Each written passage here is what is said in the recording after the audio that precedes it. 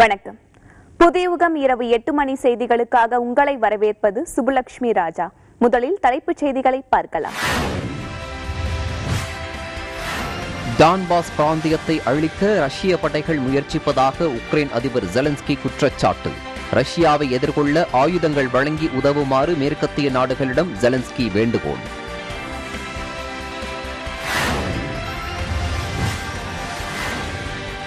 பின்லாந்தின் மீது ரஷ்ய படையினர் தாக்குதல் நடத்தும் பட்சத்தில் அதற்கு தக்க பதிலடி கொடுக்கப்படும். அந்நாட்டு படை தளபதி ஜெனரல் டிமோகிவினன் எச்சரிக்கை.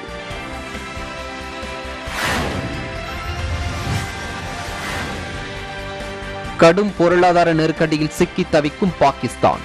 சீன வங்கிகளிடம் 18,000 கோடி ரூபாய் கடன் பெற உள்ளதாக நிதி அமைச்சர் தகவல்.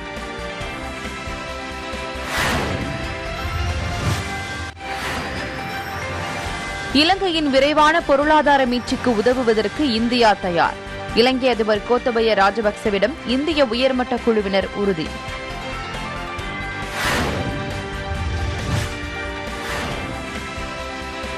ஆப்கானிஸ்தானை தொடர்ந்து இன்று நேபாளத்தில் நிலநடுக்கம். ரிக்டர் அலகில் 4.3 பதிவு.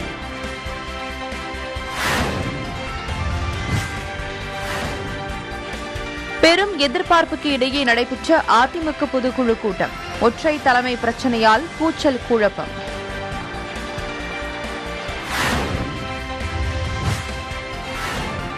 அதிமுக அவைத் தலைவராக தமிழ் மகன் உசேன் தேர்வு. ஜூலை 11ஆம் தேதி பொதுக்குழு மீண்டும் கூடும் என அறிவிப்பு.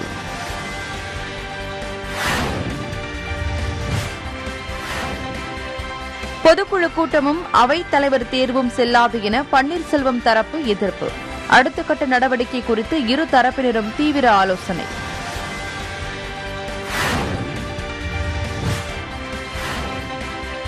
தமிழகம் புதுவையின் ஒரு சில இடங்களில் அடுத்த 3 நாட்களுக்கு மழைக்கு வாய்ப்பு.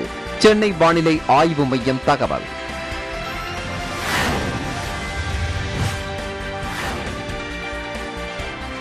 தமிழகத்தில் தொடர் மழையால் ஏற்பட்டுள்ள பாதிப்புகள் குறித்து முதலமைச்சர் தலைமையில் அதிகாரிகள் கூட்டம். வெள்ளத்தடுப்பு முன்னெச்சரிக்கை நடவடிக்கைகள் குறித்தும் ஆலோசனை.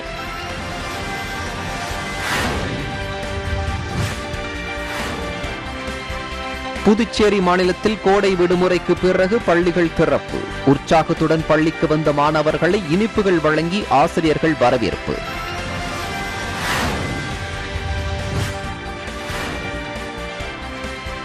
மாமல்லபுரத்தில் அடுத்த மாதம் நடைபெறவுள்ள 44வது சர்வதேச செஸ் ஒலிம்பியாட் போட்டிகளுக்கான முன்னேற்பாடு பணிகள் தீவிரம்.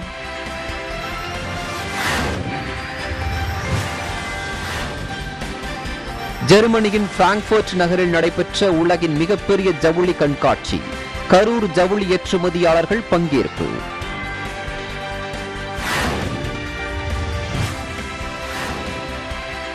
நூல் விலை உயர்வை திரும்பப் பெற வலியுறுத்தி ராஜபாளையத்தில் விசைத்தறி உரிமையாளர்கள் 19வது நாளாக வேலை நிறுத்த போராட்டம்.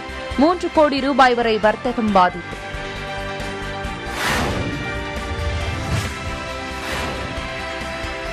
செங்கல்பட்டில் கொள்முதல் நிலையத்தில் வைக்கப்பட்டிருந்த 8,000 நெல் மூட்டைகள் மழையில் நனைந்து சேதம். அதிகாரிகள் ஆய்வு செய்து நெல் மூட்டைகளை அரிசி ஆலைகளுக்கு எடுத்துச் செல்ல விவசாயிகள் வேண்டுகோள்.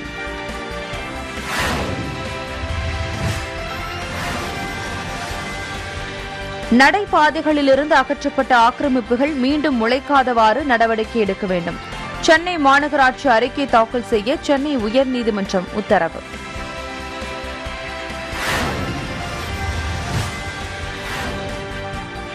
சேலம் மஞ்சள் மார்க்கெட்டுகளில் மஞ்சள் வரத்து அதிகரித்துள்ளதால் விலை குறைந்து விற்பனை. மஞ்சளை அரசு கொள்முதல் செய்ய வேண்டும் என விவசாயிகள் கோரிக்கை.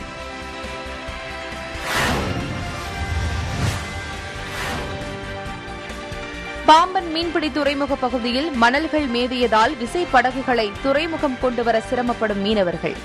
துறைமுக பகுதியை ஆழப்படுத்த மீனவர்கள் வலியுறுத்தல்.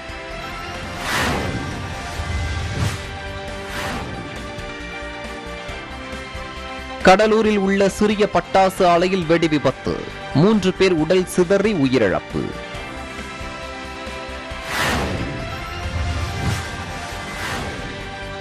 செங்கல்பட்டு மாவட்டம் வேலாமூர் கிராம சாலைகள் சேதமடைந்துள்ளதால் மக்கள் அவதி. சாலை போடப்பட்டு 30 ஆண்டுகளுக்கு மேலாகியும் இதுவரை சீரமைக்கப்படவில்லை என புகார்.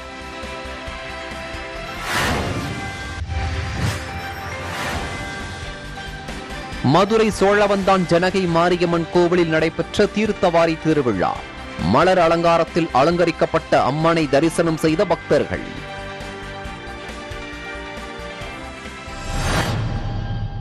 சர்வதேச அளவில் நடைபெற்ற இன்றைய முக்கிய நிகழ்வுகள் சிலவற்றை பார்க்கலாம்.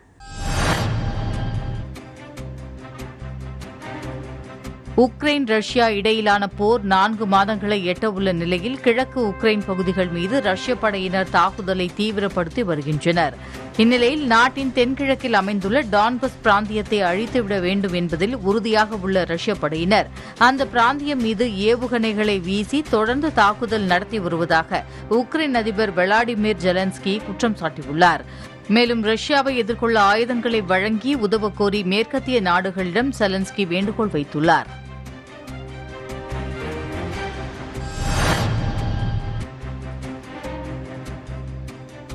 நேபாளத்தில் இன்று திடீரென நிலநடுக்கம் ஏற்பட்டது. நேபாளத்தின் காத்மாண்டுவில் இருந்து 161 கிலோமீட்டர் தொலைவில் ஏற்பட்ட நிலநடுக்கம் 4.3 ரிக்டர் அளவில் பதிவானது என தேசிய புவியியல் ஆய்வு மையம் தெரிவித்துள்ளது.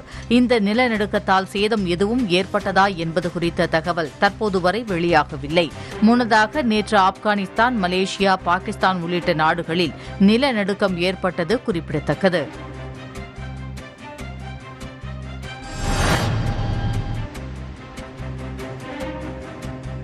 உக்ரைன் ரஷ்யா இடையிலான போர் தீவிரமடைந்து வரும் நிலையில் மேற்கத்திய நாடுகளிடமிருந்து ஆயுதங்களை பெற்று உக்ரைன் படைகள் போரிட்டு வருகின்றன. இந்நிலையில் தங்கள் நாட்டின் மீது ரஷ்ய படையினர் தாக்குதல் நடத்தும் பட்சத்தில் அதற்கு தக்க பதிலடி கொடுக்க தாங்கள் தயாராக இருப்பதாக பின்லாந்து நாட்டின் பாதுகாப்பு படைகளின் தளபதி ஜெனரல் டிமோ கிவினன் எச்சரித்துள்ளார்.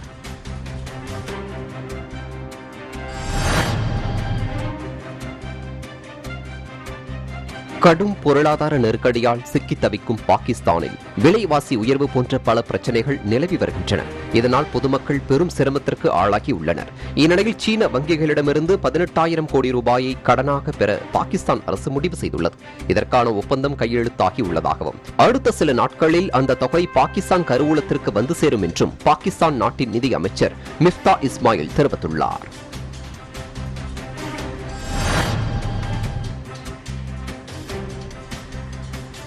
அமெரிக்காவில் துப்பாக்கி கட்டுப்பாடு மசோதா செனட் சபையில் நிறைவேற்றப்பட்டுள்ளது. அமெரிக்காவில் தொடர்ந்து நடைபெற்று வரும் துப்பாக்கி வன்முறை சம்பவங்களால் பலர் உயிரிழந்து வருவதன் காரணமாக துப்பாக்கி வைத்திருப்பதற்கான கட்டுப்பாடுகளை கடுமையாக்க பலரும் கோரிக்கை வைத்து வருகின்றனர். இதனால் பொதுமக்கள் துப்பாக்கி வைத்திருப்பதற்கு கூடுதல் கட்டுப்பாடுகள் விதிப்பதற்கான சட்ட மசோதாவை ஆளும் ஜனநாயக கட்சி எம்பிக்கள், சில குடியரசுக் கட்சி எம்பிக்கள் ஆதரவுடன் செனட் சபையில் நிறைவேறியது. இதையடுத்து இந்த வார இறுதியில் மசோதா இறுதிக்கட்ட வாக்கெடுப்பிற்கு விடப்பட்டுள்ளது. இதன் மூலம் 29 ஆண்டுகளுக்கு பின் நாடாளுமன்றத்தில் ஆயுத சட்ட திருத்த மசோதா நிறைவேற்றப்படுவதற்கான வாய்ப்பு ஏற்பட்டுள்ளது.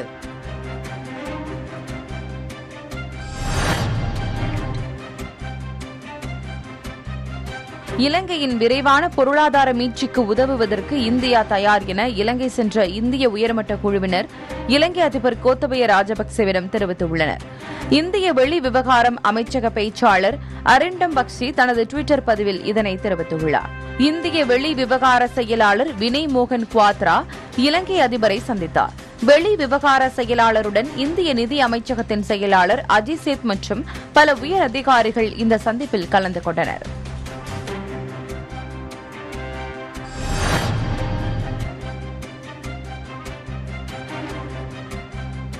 ஐம்பத்தெட்டு நாடுகளில் 3,500க்கும் மேற்பட்டோர் குரங்கு அம்மி பாதிப்புக்கு உள்ளாகியுள்ளனர். இந்நிலையில் தென்னாப்பிரிக்காவில் முதல் பாதிப்பு பதிவாகியுள்ளது. குரங்கு அம்மி நோய் பாதிப்பை சர்வதேச அளவில் பொது சுகாதார அவசர நிலையாக உலக சுகாதார நிறுவனம் அறிவிப்பதாக அந்த அமைப்பு வெளியிட்டுள்ள செய்திக்குறிப்பில் தெரிவிக்கப்பட்டுள்ளது.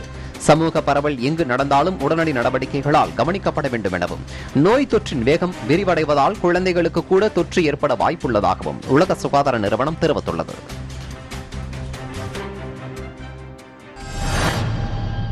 அடுத்ததாக தேசிய நிகழ்வுகள் சிலவற்றை பார்க்கலாம்.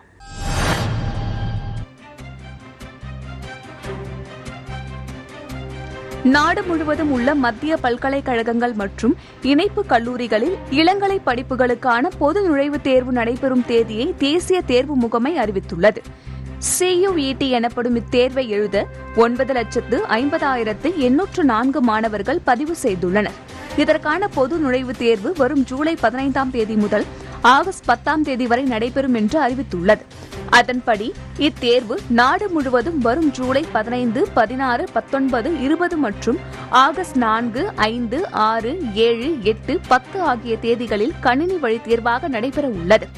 நாடு முழுவதும் 554 நகரங்களிலும் வெளிநாடுகளில் 13 நகரங்களிலும் இந்தி, தமிழ், ஆங்கிலம் உள்ளிட்ட 13 மொழிகளில் தேர்வு நடைபெற உள்ளது.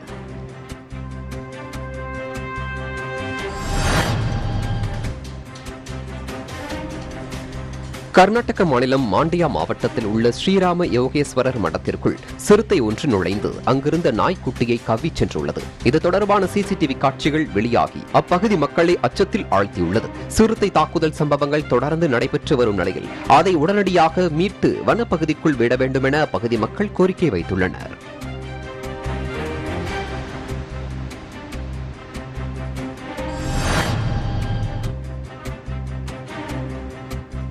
குடியரசுத் தலைவர் தேர்தலில் தேசிய ஜனநாயக கூட்டணி சார்பில் போட்டியிடும் திரௌபதி முர்மு டெல்லியில் பிரதமர் நரேந்திர மோடியை நேரில் சந்தித்தார். இந்தியாவின் அடுத்த குடியரசுத் தலைவரை தேர்வு செய்வதற்கான தேர்தல் அடுத்த மாதம் 18ஆம் தேதி நடைபெறுகிறது.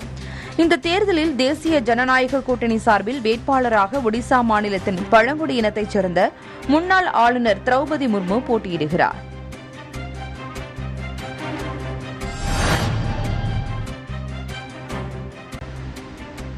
இந்தியாவில் மேலும் புதிதாக 13,313 பேருக்கு கொரோனா தொற்று உறுதி செய்யப்பட்டுள்ளதாக மத்திய சுகாதாரத்துறை தெரிவித்துள்ளது. நேற்று பாதிப்பு 12,249 இருந்த நிலையில் இன்று சற்று அதிகரித்துள்ளது. கேரளாவில் நீண்ட நாட்களுக்கு பிறகு ஒருநாள் பாதிப்பு 4,000 தாண்டியுள்ளது. அங்கு புதிதாக 4,224 பேர் பாதிக்கப்பட்டுள்ளனர். மகாராஷ்டிரத்தில் 3,260 பேருக்கும், டெல்லியில் 928 பேருக்கும், உத்தரப்பிரதேசத்தில் 678 பேருக்கும், கர்நாடகாவில் 676 பேருக்கும், ஹரியானாவில் 527 பேருக்கும், மேற்கு வங்கத்தில் 295 பேருக்கும் புதிதாக தொற்று கண்டறியப்பட்டது. நாட்டில் மொத்த பாதிப்பு 4,33,44,958 உயர்ந்தது. புதுச்சேரியில் கோடை விடுமுறைக்கு பின் பள்ளிகளுக்கு உற்சாகமாக வந்த மாணவர்கள். மாமல்லபுரத்தில் நடைபெறவுள்ள செஸ் ஒலிம்பியாட் போட்டிகளுக்கான ஏற்பாடுகள் தீவிரம். தொடர் மழையால் வைகை அணைக்கு நீர்வரத்து உயர்வு உள்ளிட்ட செய்திகளை தற்போது காணலாம். பெரும் எதிர்பார்ப்புகளுக்கிடையே சென்னையில் இன்று நடைபெற்ற அதிமுக பொதுக்குழு கூட்டம் கூச்சல் குழப்பங்களுடன் தீர்மானங்கள் எதையும் நிறைவேற்றாமல் முடிவடைந்தது. ஜூலை 11ஆம் தேதி பொதுக்குழு மீண்டும் கூடும் என ஒரு தரப்பினர் அறிவித்துள்ளனர். ஆனால் இந்த பொதுக்குழு கூட்டம் செல்லாது என மறுதரப்பினர் கூறி வருகின்றனர். அதிமுக கட்சியில் கடந்த 9 நாட்களாக ஒற்றை தலைமை விவகாரம் விவாத பொருளாக இருந்து வந்த நிலையில் சென்னை வானகரத்தில் உள்ள ஒரு திருமண மண்டபத்தில் கட்சியின் பொதுக்குழு கூட்டம் இன்று நடைபெற்றது. அக்கட்சியின் ஒருங்கிணைப்பாளர் பன்னீர்செல்வமும் இணை ஒருங்கிணைப்பாளர் பழனிசாமியும் தனித்தனியே வந்து கூட்டத்தில் கலந்து கொண்டனர். முதலில் மண்டபத்திற்குள் நுழைந்த பன்னீர்செல்வத்திற்கு எதிராக பழனிசாமியின் ஆதரவாளர்கள் கோஷமிட்டனர். கட்சிக்கு ஒற்றை தலைமை வேண்டும் என பொதுக்குழு உறுப்பினர்கள் கோஷமிட்டதால் அங்கு பெரும் கூச்சல் குழப்பம் நிலவியது.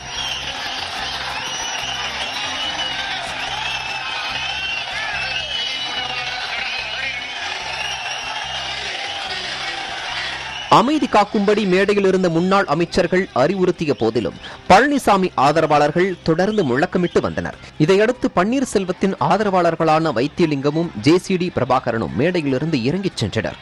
கூச்சல் குழப்பத்திற்கு மத்தியில் தொண்டர்களின் வரவேற்பை ஏற்றவாறு அதிமுகவின் இணை ஒருங்கிணைப்பாளர் பழனிசாமியும் மண்டபத்தை வந்தடைந்தார். முதலில் பழனிசாமியும் பின்னர் பன்னீர்செல்வமும் மேடையில் ஏறி தங்கள் இருக்கைகளில் அமர்ந்தனர். அப்போதும் பன்னீர்செல்வத்திற்கு எதிராக பொதுக்குழு உறுப்பினர்கள் முழக்கமிட்டனர். இதைத் தொடர்ந்து கட்சியின் அவைத் தலைவராக தமிழ் மகன் உசேன் தேர்வு செய்யப்பட்டார். பின்னர் பன்னீர்செல்வம் முன்மொழிந்த 23 தீர்மானங்களையும் பழனிசாமி வழிமொழிந்தார். ஆனால் அனைத்து தீர்மானங்களையும் கட்சியின் பொதுக்குழு நிராகரிப்பதாக முன்னாள் அமைச்சர் CV சண்முகம் அறிவித்தார். அவரை தொடர்ந்து பேசிய கட்சியின் துணை ஒருங்கிணைப்பாளர் KP முனுசாமி, தீர்மானங்கள் நிராகரிக்கப்பட்டதால் கட்சிக்கு ஒற்றை தலைமை வேண்டும் என்றும், ஒற்றை தலைமை தீர்மானத்துடன் அடுத்த பொதுக்குழு கூட்டத்தில் இதர தீர்மானங்களும் நிறைவேற்றப்படும் என்றும் அறிவித்தார். பின் ஒற்றை தலைமை கோரிக்கையை வலியுறுத்தி கட்சியின் பொதுக்குழு உறுப்பினர்கள் எழுதிய கடிதத்தை அவைத் தலைவரிடம் சண்முகம் வழங்கினார். அக்கடிதத்தை பெற்றுக்கொண்ட தமிழ் மகன் உசேன் அடுத்த பொதுக்குழு கூட்டம் ஜூலை 11ஆம் தேதி நடைபெறும் என்று அறிவித்தார். இதையடுத்து இந்த பொதுக்குழு கூட்டம் சட்டவிரோதமானது என கூறிவிட்டு பன்னீர்செல்வம் தன் ஆதரவாளர்களுடன் அங்கிருந்து வெளிநடப்பு செய்தார். ஒருங்கிணைப்பாளரும் இணை ஒருங்கிணைப்பாளரும் கையெழுத்து போட்ட அறிவிப்பு தான் அறிவிப்பு. இது அறிவிப்பு இல்ல, இந்த கட்சியை அழிவு பாதைக்கு கொண்டு செல்கிறார்கள். அதிமுக பொதுக்குழு கூட்டம் திட்டமிட்டபடி ஜூலை 11ஆம் தேதி நடைபெறுமா? அதில் ஒற்றை தலைமை தீர்மானம் நிறைவேற்றப்படுமா? அதில் உள்ள சட்ட சிக்கல்கள் என்ன என்பது தற்போது விவாத பொருளாக மாறியுள்ளது.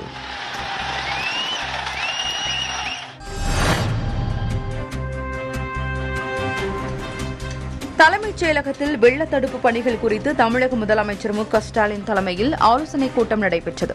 தமிழகம் முழுவதும் கடந்த சில நாட்களாக தொடர் மழை பெய்து வரும் நிலையில் மழையால் பாதிக்கப்பட்ட இடங்களின் நிலை, மேற்கொள்ள வேண்டிய முன்னெச்சரிக்கை நடவடிக்கை குறித்தும் வெள்ள தடுப்பு பணிகள் குறித்தும் ஆலோசனை மேற்கொள்ளப்பட்டது.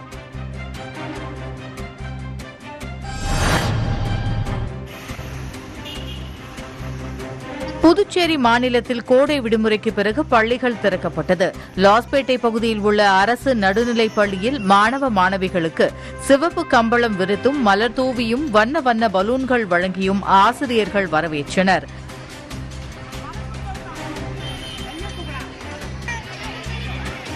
இதேபோல் காரைக்கால் மாவட்டத்தில் உள்ள அரசு மற்றும் தனியார் பள்ளிகள் அனைத்தும் திறக்கப்பட்டன.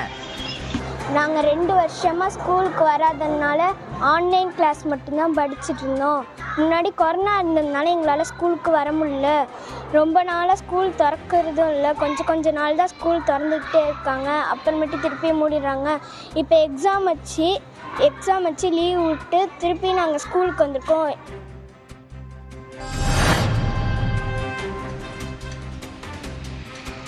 செங்கல்பட்டு மாவட்டம் மாமல்லபுரத்தில் ஜூலை 28இல் துவங்க இருக்கும் சர்வதேச 44வது செஸ் ஒலிம்பியாட் போட்டிக்கான திட்டப்பணிகளை அதிகாரிகள் ஆய்வு மேற்கொண்டனர்.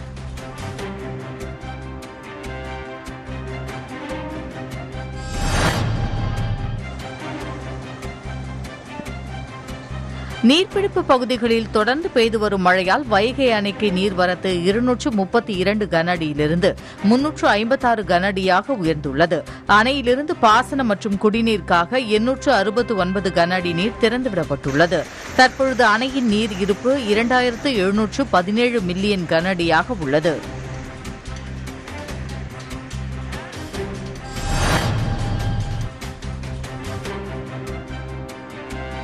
தஞ்சாவூரில் புகழ் வாய்ந்த சமுத்திரம் ஏரியில் பறவைகளின் வாழ்விடம் அமைப்பதற்கு மாவட்ட ஆட்சியர் மரக்கன்றுகளை நட்டு தொடங்கி வைத்தார். முதல் கட்டமாக 5000 சதுர அடி பரப்பில் வனத்தீவுகள் அமைத்து ஆயிரக்கணக்கான மரக்கன்றுகளை நட்டு பறவைகளின் வாழ்விடம் உருவாக்கும் முயற்சியை தஞ்சை மாவட்ட ஆட்சியர் தினேஷ் பொன்ராஜ் ஆலிவர் தொடங்கி வைத்தார். வீட்டுக்கு ஒரு விருட்சம் திட்டம் மூலம் 1 லட்சம் மரக்கன்றுகள் நடும் திட்டத்தின் ஒரு பகுதியாக முதல் தீவில் 30 வகையான 600 மரக்கன்றுகள் நடும் பணிகள் தொடங்கப்பட்டது.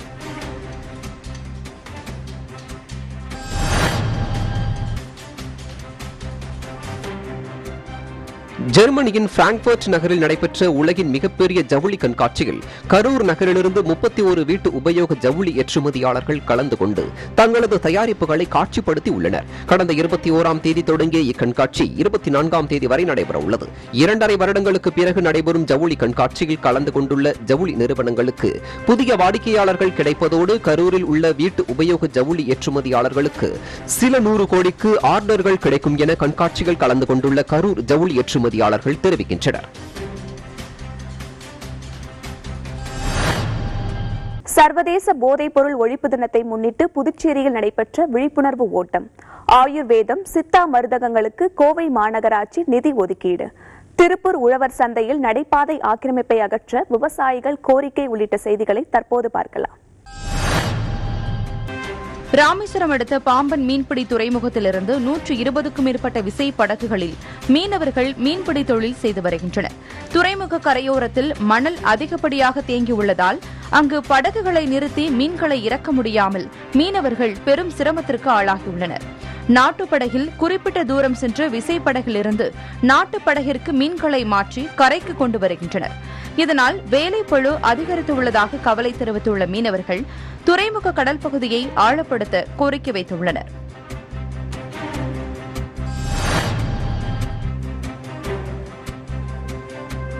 ஓமலூர் வட்டாரத்தில் மஞ்சள் சாகுபடி அதிகரித்துள்ள நிலையில் மார்க்கெட்டுகளில் விலை குறைந்துள்ளதாக விவசாயிகள் வேதனையுடன் கூறுகின்றனர்.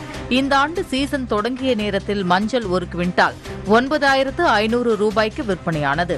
அதன் பின்னர் விலை சரிந்து தற்போது 7,000 ரூபாயாக விற்பனையாகிறது. மேலும் வட மாநிலங்களில் விளையும் மஞ்சள் வட மாநிலத்தின் மஞ்சள் தேவைகளை பூர்த்தி செய்து வருகிறது.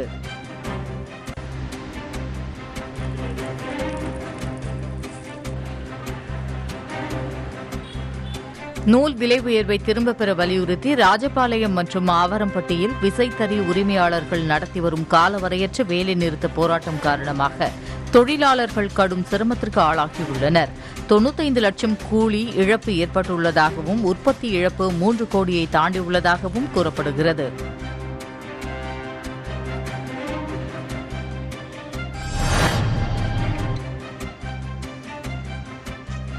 புதுச்சேரியில் சர்வதேச போதைப்பொருள் ஒழிப்பு தினத்தை முன்னிட்டு 500க்கும் மேற்பட்ட காவலர்கள் கலந்து கொண்ட விழிப்புணர்வு ஓட்டத்தை துணைநிலை ஆளுநர் தமிழிசை சவுந்தரராஜன் கொடியசைத்து தொடங்கி வைத்தார்.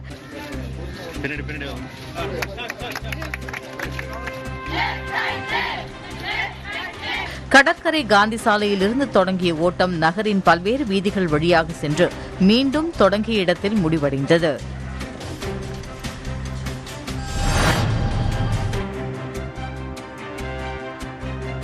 கோவையில் நடைபெற்ற மாநகராட்சி சுகாதார குழு கூட்டத்தில் ஆயுர்வேதிக் சித்தா மருந்தகங்களுக்கு மருந்துகள் வாங்குவதற்கு 25 லட்சம் ரூபாய் தொகை வழங்க அனுமதி உள்ளிட்ட பல்வேறு தீர்மானங்கள் நிறைவேற்றப்பட்டன. கோவை மாநகராட்சி பிரதான அலுவலகத்தில் சுகாதார குழு தலைவர் தலைமையில் சுகாதார குழு கூட்டம் நடைபெற்றது. கூட்டத்தில் துணை சுகாதார அலுவலர் வசந்த் திவாகர் மற்றும் சுகாதார குழு உறுப்பினர்கள் கலந்து கொண்டனர்.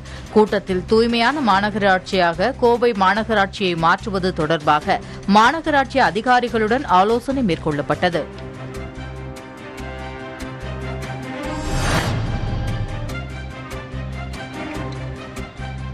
திருப்பூர் மாவட்டம் தாராபுரத்தை அடுத்த அண்ணா நகரில் நடைபாதை கடை வியாபாரிகளின் ஆக்கிரமிப்பால் உழவர் சந்தையை புறக்கணித்து வெளியேறிய விவசாயிகள் பொள்ளாச்சி சாலையில் அமர்ந்து வியாபாரத்தில் ஈடுபட்டனர்.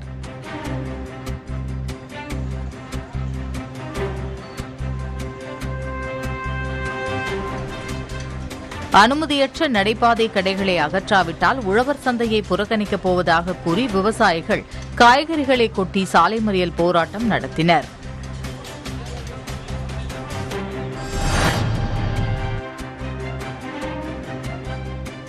சென்னை பிராட்வே பகுதியில் அமைந்துள்ள என்எஸ்சி போஸ்ட் சாலையில் அமைந்துள்ள நடைபாதையை வியாபாரிகள் ஆக்கிரமித்துள்ளதாக உயர்நீதிமன்றத்தின் வழக்கு ஒன்று தொடரப்பட்டிருந்தது. இந்த வழக்கின் விசாரணையின் போது மனுதாரர் தரப்பில் தற்போது வரை நடைபாதை ஆக்கிரமிப்புகள் அகற்றப்படவில்லை என கூறி அதற்கான புகைப்பட ஆதாரங்களை தாக்கல் செய்யப்பட்டது. சென்னை மாநகராட்சி தரப்பில் ஆக்கிரமிப்புகள் அகற்றப்பட்டு வருவதாக விளக்கம் அளிக்கப்பட்டது. இதனை ஏற்க மறுத்த நீதிபதிகள் வரும் திங்கட்கிழமை முதல் அடுத்த ஞாயிற்றுக்கிழமை வரை மாநகராட்சி அதிகாரிகள் அதிரடி சோதனை நடத்தி அந்த ஆக்கிரமிப்புகளும் இல்லை என்பதை உறுதி செய்ய வேண்டும் என்றும் அந்த 7 நாட்களுக்கான சிசிடிவி பதிவுகளை தாக்கல் செய்ய வேண்டும் என்றும் உத்தரவிட்டனர். மேலும் அது தொடர்பான அறிக்கையை தாக்கல் செய்ய உத்தரவிட்டு வழக்கு விசாரணையை ஜூலை 4ஆம் தேதிக்கு தள்ளி வைத்தனர்.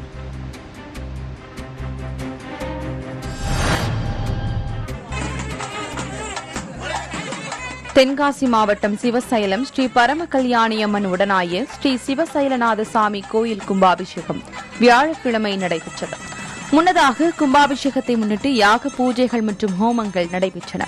6ஆம் கால யாக பூஜை, பூர்ணாகிதி, தீபாராதனை, கடம் புறப்பாடு என மூலஸ்தான கோபுர கலசம் மற்றும் ராஜகோபுர கலசங்களுக்கு புனித நீரூற்றி மகா கும்பாபிஷேகம் நடைபெற்றது.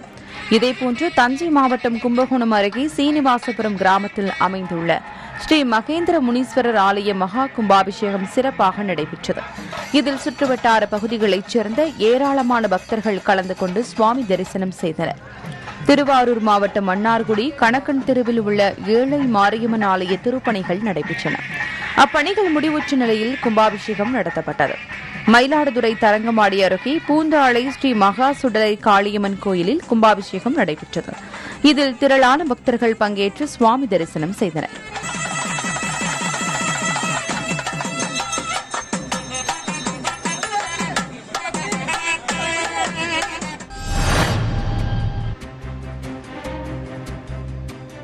உதகை அருகே செந்நாய்கள் கூட்டம் புலியை துரத்திய காட்சி இணையத்தில் வைரலாகி வருகிறது. நீலகிரி மாவட்டம் குன்னூர், உதகை, கூடலூர் உள்ளிட்ட பகுதிகளில் குடிநீர் மற்றும் உணவு தேடி அவ்வப்போது வன விலங்குகள் ஊருக்குள் வருவது வாடிக்கையாகியுள்ளது.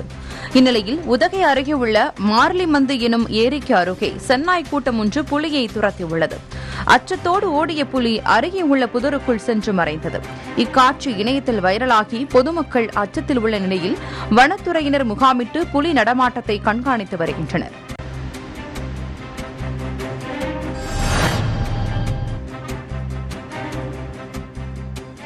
சர்வதேச ஒலிம்பிக் தினத்தை முன்னிட்டு 1 மணி நேரம் சிலம்பம் சுழற்றி சிலம்ப மாணவர்கள் சாதனை படைத்துள்ளனர். ஒலிம்பிக் போட்டிகளில் இந்திய வீரர்கள் அதிக அளவில் பங்கேற்க வேண்டும், அதிக பதக்கங்களை வெல்ல வேண்டும் என்ற நோக்கில் தனியார் கலைக்கூடம் சார்பில் சிலம்ப மாணவர்கள் 50க்கும் மேற்பட்டோர் சிலம்பத்தில் ஒரு அங்கமான ரிபன் பாலை 1 மணி நேரம் இடைவிடாது சுழற்றி ஒலிம்பிக் தினத்தை கொண்டாடி மகிழ்ந்தனர்.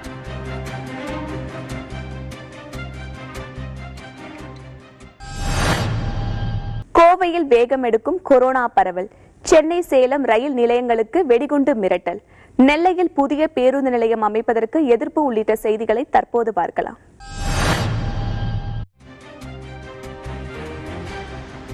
நெல் கொள்முதல் நிலையத்தில் 8000க்கும் மேற்பட்ட நெல் மூட்டைகள் மழையில் நனைந்து சேதமாகின. செங்கல்பட்டு மாவட்டம் கடப்பாக்கம் அருகே வெடால் கிராமத்தில் உள்ள அரசு நேரடி நெல் கொள்முதல் நிலையத்தை சுற்றுவட்டார பகுதிகளில் உள்ள 10க்கும் மேற்பட்ட கிராம விவசாயிகள் பயன்படுத்தி வந்தனர். கடந்த 3 மாதங்களில் சுமார் 40,000 மூட்டைகளுக்கும் மேலாக நெல் கொள்முதல் செய்யப்பட்டதில் 32,000 மூட்டைகள் நெல் அரசு சேமிப்பு கிடங்குகளுக்கு அனுப்பப்பட்டு மீதமுள்ள 8,000 மூட்டைகள் கொள்முதல் நிலையத்திலேயே போதிய பாதுகாப்பின்றி வைக்கப்பட்டிருந்தது. இந்நிலையில் கடந்த 2 நாட்களாக பெய்த மழையில் நனைந்து வீணாயின. எனவே சம்பந்தப்பட்ட அதிகாரிகள் ஆய்வு செய்து நெல் மூட்டைகளை அரிசி ஆலைகளுக்கு உடனடியாக எடுத்து செல்ல நடவடிக்கை எடுக்க விவசாயிகள் வேண்டுகோள் விடுத்துள்ளனர்.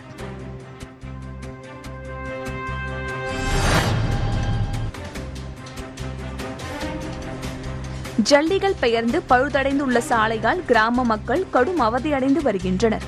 செங்கல்பட்டு மாவட்டம் மச்சிரப்பாக்கம் ஒன்றியம் பெலாமூர் கிராமத்தில் சுமார் 200க்கும் மேற்பட்ட குடும்பங்கள் வசித்து வருகின்றனர். இங்கு கடந்த 30 ஆண்டுகளுக்கு முன்பு போடப்பட்ட பழைய காலனிக்கு செல்லும் 2 கிலோமீட்டர் சாலை தற்போது ஜல்லிகள் பெயர்ந்து குண்டும் குழியுமாக சிதிலமடைந்து உள்ளது. இதனால் இருசக்கர வாகன ஓட்டிகள் அடிக்கடி விபத்துகளை சந்தித்தும் மாணவர்கள், பொதுமக்கள் கடும் சிரமத்திற்கு உள்ளாகின்றனர். பலமுறை கோரிக்கை வைத்தும் சாலையை சீரமைக்க எவ்வித நடவடிக்கையும் எடுக்கப்படவில்லை என குற்றம் சாட்டும் அப்பகுதி மக்கள் சாலையை சீரமைக்க நடவடிக்கை எடுக்க வேண்டுகோள் விடுத்துள்ளனர்.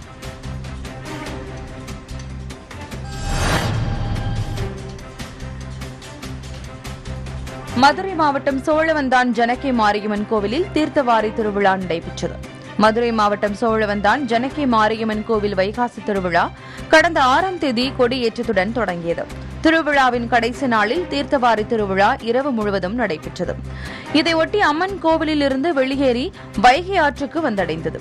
ஊர்வலத்தின் போது மஞ்சள் நீராட்டு விழாவும் பெண்கள் முளைப்பாரி எடுத்து கோலாட்டமாடியும் ஊர்வலமாக வந்தனர். தொடர்ந்து வைகை ஆற்றில் அமைக்கப்பட்டிருந்த தீர்த்தவாரி மேடையில் பல வண்ணப்பூக்களால் அலங்காரம் செய்யப்பட்டு அம்மன் ஊஞ்சல் ஆடியபடி காட்சியளித்தார். இதில் கலந்து கொண்ட ஏராளமான பக்தர்கள் விடிய விடிய தரிசனம் செய்தனர்.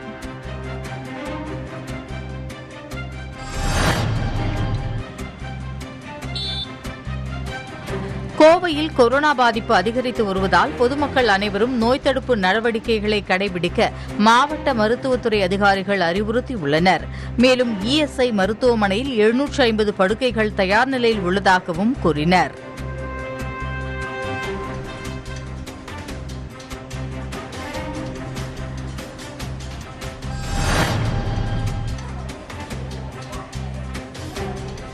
ஓபிஎஸ் அதிமுகவில் ஒற்றை தலைமை ஏற்க வேண்டும், இல்லை என்றால் சேலம் தாம்பரம் ரயில் நிலையத்தில் வெடிகுண்டு வெடிக்கும் என போனில் மிரட்டிய நபர் கைது செய்யப்பட்டார்.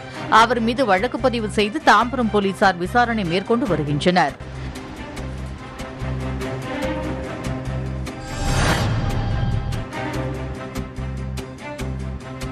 நெல்லை மாவட்டம் வள்ளியூரில் புதிய பேருந்து நிலையம் அமைப்பதற்காக பேருந்து நிலைய வியாபாரிகளிடம் முறையாக அறிவிக்காமல் அடிக்கல் நாட்டு விழா நடைபெற்றுள்ளதாக புகார் எழுந்துள்ளது. இதனை கண்டித்து 50க்கும் மேற்பட்ட பேருந்து நிலைய வியாபாரிகள் கடைகளை அடைத்து போராட்டம் நடத்தினர்.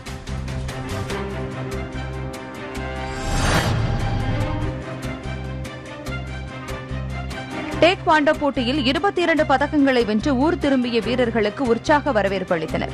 தேசிய அளவிலான டேக்வாண்டோ போட்டி கடந்த 17ஆம் தேதி முதல் 20ஆம் தேதி வரை பஞ்சாபில் நடைபெற்றது. 500க்கும் மேற்பட்ட வீரர் வீராங்கனைகள் பங்கேற்ற போட்டியில் தமிழக அணி சார்பில் சேலத்திலிருந்து 25 வீரர் வீராங்கனைகள் கலந்து கொண்டனர்.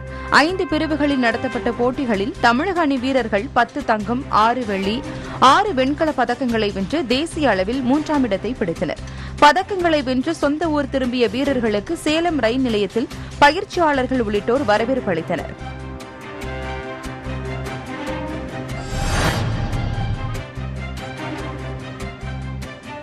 கோவையைச் சேர்ந்த 4 வயது சிறுமி 1 நிமிடத்தில் ஹூலா ஹூப் எனும் சாகச வளையத்தை 160 முறை கால் பாதத்தில் சுற்றி உலக சாதனை புத்தகத்தில் இடம் பிடித்தார். கோவை சுண்டக்காமுத்தூர் பகுதியைச் சேர்ந்த யாழினி 4 வயதான இவர் எல்கேஜி படித்து வருகிறார். இவர் கால் பாதங்களில் சாகச வளையத்தை 1 நிமிடத்தில் 160 முறை வேகமாக சுற்றி சாதனை படைத்துள்ளார்.